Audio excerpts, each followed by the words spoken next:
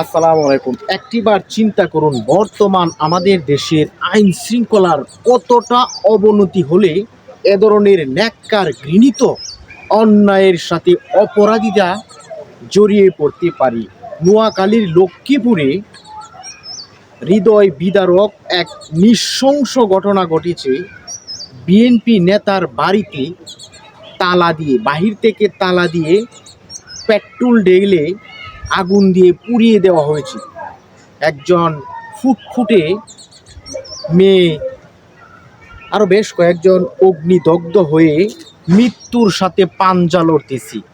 ময়মনসিংহে ইসলাম এবং নবী রাসূলকে কটূক্তি করার অজুহাত দেখিয়ে একজনকে পিটিয়ে আগুন ধরিয়ে দিয়েছে। চিন্তা করুন, আয়ামে জাহলিয়াতের যুগকেও বর্তমান সভ্যতা আমাদের সমাজ ব্যবস্থা হার মানিয়েছে। আইনের সুষ্ঠু প্রয়োগ যদি থাকত, আজকে ময়মনসিংহ কিংবা নোয়াখালী লক্ষ্মীপুরে যেই নৃশংস ঘটনাটা ঘটেছে, এই ঘটনায় বিশ্ব বিবেককে নাড়িয়ে দিয়েছে। একটিবার চিন্তা করুন, ময়মনসিংহের ঘটনা যদি ইসলাম কিংবা নবী রাসূলকে নিয়ে কটূক্তি করেই থাকে, প্রমাণসহ তাকে পুলিশের কাছে হস্তান্তর করুন। আইন নিজের হাতে তুলে নেওয়া সরকার আপনাকে সমর্থন করেছে, আপনাকে সেই দায়িত্ব দিয়েছে। তারপরে আসুন লক্ষ্মীপুরের ঘটনায়। এই যে রাজনৈতিক প্রতিদ্বন্দ্বিতা, রাজনৈতিক দ্বন্দ্ব থাকতেই পারে, তাই বলে একজন মানুষের বাড়িতে বাহির থেকে দরজা জানলা বন্ধ করে কিংবা তালাবদ্ধ করে পেট্রোল ঢেলে দিয়ে যেইভাবে কি বলবো, এগুলা ঘটনা বর্ণনা করতেও সোশ্যাল মিডিয়ায় একটি শিশুর ছবি ভাইরাল হয়েছে। ছবিটা থেকে বিবেকমান কোনো মানুষ কন্ট্রোল করতে পারবে না। এমন ঘটনা লক্ষ্মীপুরে ঘটেছে। ফুটফুটে একটি সন্তান, যেই সন্তানকে নিয়ে বাবা 16ই ডিসেম্বর বিজয় দিবস পালন করেছে। মাথায় পর্যন্ত 16ই ডিসেম্বরের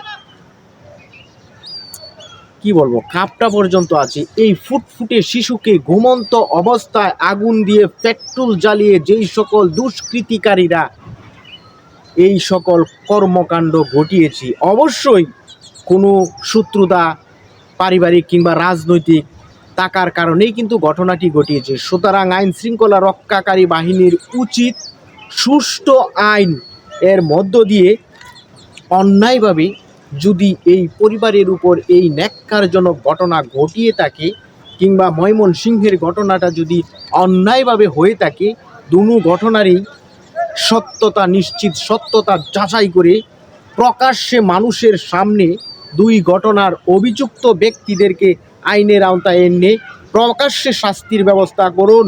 আইন যদি না থাকে, আইন তৈরি করুন।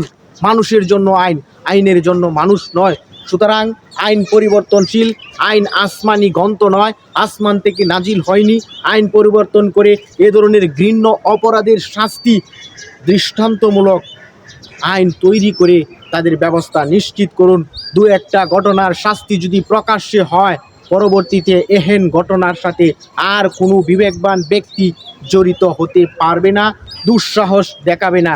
সুতরাং আজকে গ্রেফতার হয়েছে, 2 বছর 5 বছর পরে সাজা হলো না, এটি কিন্তু মানুষ আর মিডিয়ার সামনে সেভাবে আসে না, মানুষের নজরে আসে না, মানুষ সাবধান হয় না, সতর্কতা অবলম্বন করে না। সুতরাং এই ঘটনা, যেই 2টি ঘটনা ঘটেছে, 1 মাসের ভিত্তিতে তদন্ত রিপোর্ট জমা করে দায়ী দোষী ব্যক্তিদেরকে প্রকাশ্যে মাইকিং করে দেশের রাষ্ট্রীয় গণমাধ্যমগুলোর মধ্যে যদি ঘোষণা দিয়ে আজকে শাস্তির ব্যবস্থা নিশ্চিত করত, পরবর্তীতে এহেন ঘটনার সাথে আর কোনো মানুষ কখনো জড়িত হওয়ার দুঃসাহস দেখাতো না। সুতরাং আয়ামে জাহালিয়াত কিংবা ডক্টর মোহাম্মদ ইউনূস সাহেবের সরকারকে যে আশা আকাঙ্ক্ষা নিয়ে তৌহিদি ছাত্র জনতা ক্ষমতার মসনদে বসিয়েছিল, তার কি পরিমাণ কি বলবো। সুতরাং ডক্টর মোহাম্মদ ইউনূস এসব ঘটনার দায় নিয়ে তাকে সসম্মানে আপনি চলে যান।